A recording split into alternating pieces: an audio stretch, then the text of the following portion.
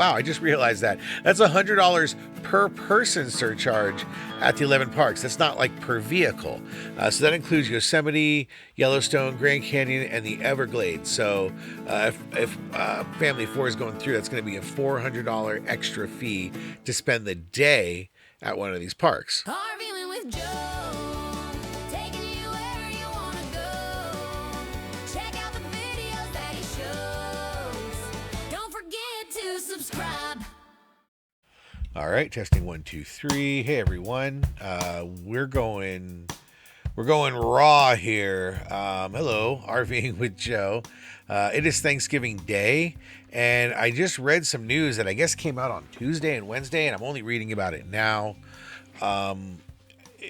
This isn't going to be a very polished video because this news just came out, and I know a lot of people on the holiday weekends, the long weekends, and going into the Christmas break, they do a lot of their vacation planning for the next summer. I do the same, and so I think it would be wise to get this word out as soon as possible, even though the story is still developing. And the story basically is foreign visitors to the United States are going to be paying more at the big national parks, and this may apply as well to folks like me who, although I live in Canada, I'm a dual citizen. I've spent my first 40 years in the United States paying my taxes every day, and so maybe I'm affected. Maybe other people will be affected who watch this channel. So I just sort of wanted to get word out and make sure you do your own research. I'm going to read from a quick little write-up I did, and I try not to look at the screen when I do these videos, but today it's going to be a little more raw.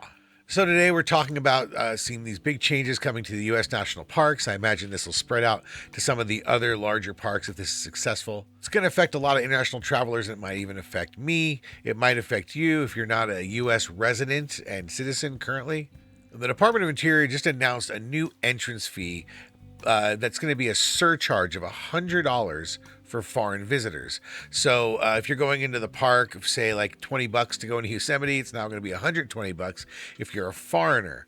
This is going to happen at the 11 most popular parks, and it's going to raise the annual America Beautiful Pass. So that's when you want to get an annual pass for all of them.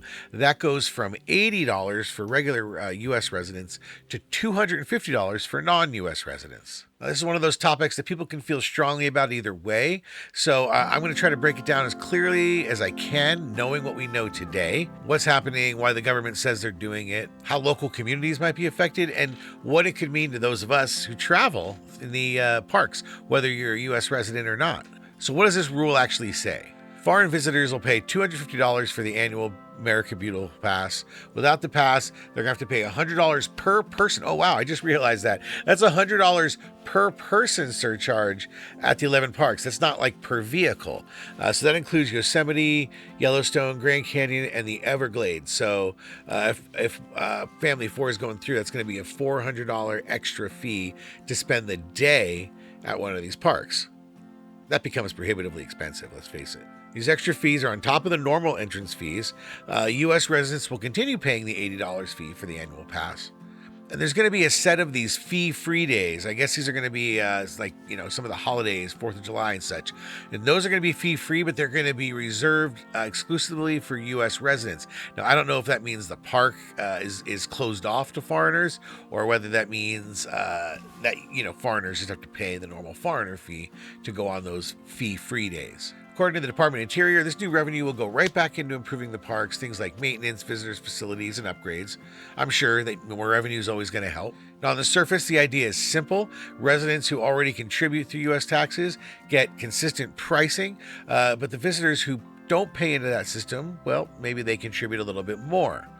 Apparently, many countries around the world already do this. They charge higher rates for non-residents at popular national attractions. Comment below if you've had examples of that. Up here in Canada, I don't think I've seen that yet, but if this implements down in the States, I imagine it could be implemented up here, how countries get.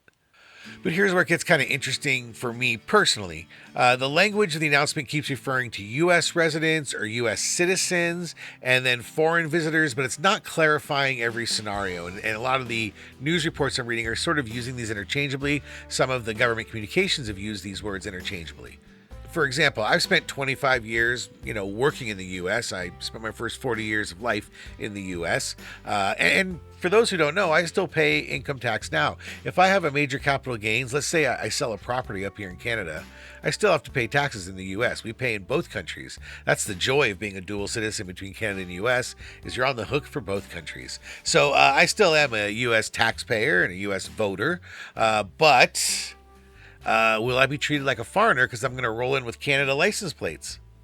So the questions are, as usual, just like when they started announcing some of the other border enforcements for Canadians earlier in the year. How is this going to be enforced? What should people expect? Are they going to be doing passport checks, driver's license checks? I've seen you need to show a U.S. government ID to get your U.S. fees. I have a U.S. passport. Is that enough, or do you have to actually show a driver's license with your address? They also you need to give a zip code, I believe, when I looked it up. So that means, I don't legitimately have a U.S. zip code currently.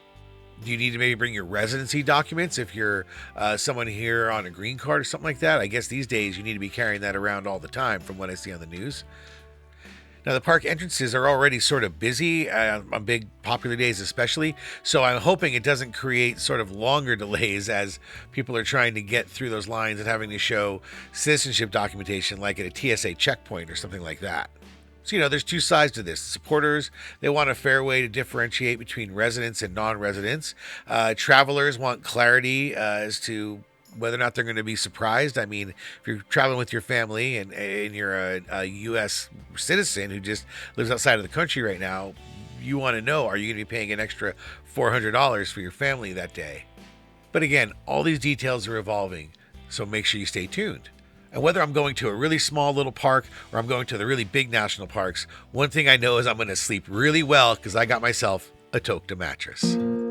You know how every RV comes with a terrible mattress? Ours was no exception. Thin, floppy, and basically useless. So for this trip, we finally upgraded to a Tokta Utopia, a custom RV mattress made just for our weird Murphy bed dimensions. We gave them the measurements, picked our firmness, and they shipped it ahead of us to a UPS access point on our route.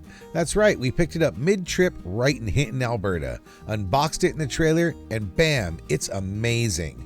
Comfortable, folds perfectly, and somehow it opened up even more storage in our Murphy bed than we had before.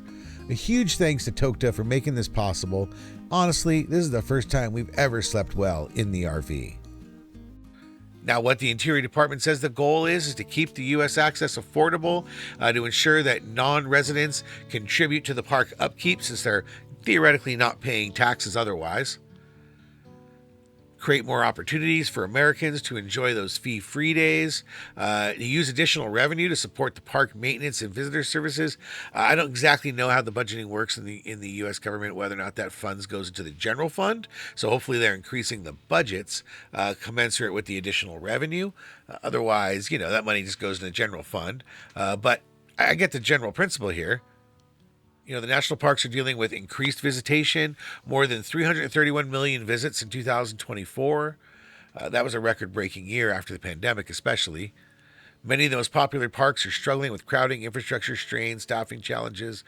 So from this angle, some people see the new fee structure as a way to generate some funding and to maybe get the residents a little breathing room. So clearly a lot of foreign visitors aren't going to be going if they're going with a big family and everybody's going to be an extra $100 for just a one-day visit. I mean, that's like Disneyland level pricing. Now, like I said before, New Zealand, Thailand, multiple European destinations, they all charge higher for non-residents going to major national attractions. So this does seem to be par for the course. On the flip side, there's, places like, Estes Park in Colorado where they were really worried about, is this going to affect international tourism? They get a lot of folks from around the world. If you've gone to national parks, especially outside of the big popular months, so if you go after Labor Day, like those of us without kids go, that's when I would always go to these parks. Is generally after Labor Day is usually the perfect time to go. And it is just filled with foreign visitors. Lots of Germans, folks in their RVs, especially from the RV community, right? You've got all kinds of Germans and Dutch and folks drive around in the RVs they've rented. Technically, they're going to be paying a lot more now. So folks with tighter budgets coming to the U.S., they're likely going to get squeezed out. To be honest, a lot of the folks coming over from Europe to go to the U.S., they're doing okay, and so they're just going to have to spend a little more. The wealthy travelers won't really be affected. Just the folks who are struggling to make it work. A lot of folks try to make it to the U.S. at least once in their lives to go check it out when they live outside the country. It's a bit of a destination, as you might imagine. So those folks are just going to get a little more expensive, or maybe do what we do and stay away from the national parks and go to the smaller, less known ones. Now, one of the reasons people support this change is they hope that there will be fewer foreign visitors at the park. It makes more room. It might reduce congestion, might make it a little easier for Americans during peak season. Like I said, the overcrowding is real. I went to Zion and left within hours and moved on to my next destination to less traveled parts of Utah, just because it was outrageously packed when we were there. Yosemite, been there as well. Very packed, very restricted, very regimented to handle all that traffic. So in that sense, some people think this lesser traffic of foreigners will reduce some of the pressure. Others worry that it's going to undermine some of the tourism in the gateway towns, especially during the off seasons, which is when all the Americans go back to school and go back to work, and a lot of the foreigners come in and fill that gap, that monetary gap, like I was saying, after Labor Day. Again, reasonable people can look at both sides of this and come up with a good argument. It's not so much the controversy of it, it's just the big change, the big financial impact on your planning. As soon as I read this, I said, well, if this affects me, if Johanna and I are going to get tagged as foreigners when we're driving through national parks, these big ones, then we're certainly going to avoid them. We generally have avoided these parks because, number one, they're expensive, they're congested. We have dogs, and usually national parks are pretty restrictive on the dog travel. Like, you're allowed to take them usually on the main paved walkways around the visitor centers and in the parking lots, but you can't take them on any trails. You can't take them anywhere in national parks. I'm okay with that rule, but it means I'm going to go somewhere else with my dogs. So we often go to state parks, BLM land, national recreation areas, places that are just a little more friendly to dogs and a little less restrictive. You know me, I like to just roll off the side of the road and boondock. You try to do that in a national park, you're either going to get a ticket or go to jail. So where does this leave us? The fee increase is going to be real. So if you're up here in Canada or you're coming over from Europe, maybe make your plans a little differently based on this information. Maybe veer left or right of the biggest national parks. I can't help but endorse across the entire West using a lot of the county and regional parks that are available, some of the state parks that are available. They are sometimes as magnificent, if not more magnificent, than some of these, massive national parks that everybody likes to flock to. I mean, the Grand Canyon in Yosemite will blow your mind, but I can think of a dozen other places that will also completely blow your mind, and you'll see almost nobody else. Look at my playlist at the Southwest videos if you want to see some examples of that. There's a Southwest playlist I did, one of the first big journeys I did on this channel, and that takes you to some of the places that you can go where you're going to see very few people, but you're going to see all kinds of sights. So if the goal is to increase space around the parks and reduce some of the amount of people showing up, this will probably do it. Is it the best way to do it? Well, some will argue yes, some will argue no. But for me, simply the unanswered question, how will I be classified when I head down there? So I'll be keeping a close eye on this. I'm hoping folks like me who've been holding a U.S. passport their whole life and been paying taxes their whole life in the U.S., I'm hoping we're not being, excluded from that. But if we are, it's not the kind of issue I'm going to take to City Hall, if you know what I mean.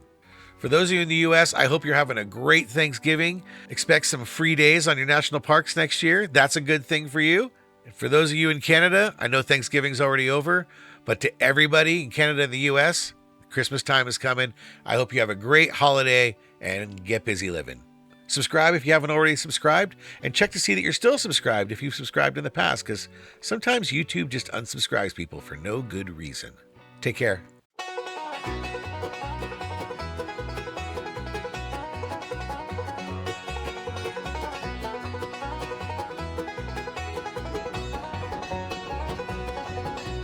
RVing with Joe, taking you where you want to go. Check out the videos that he shows. Don't forget to subscribe.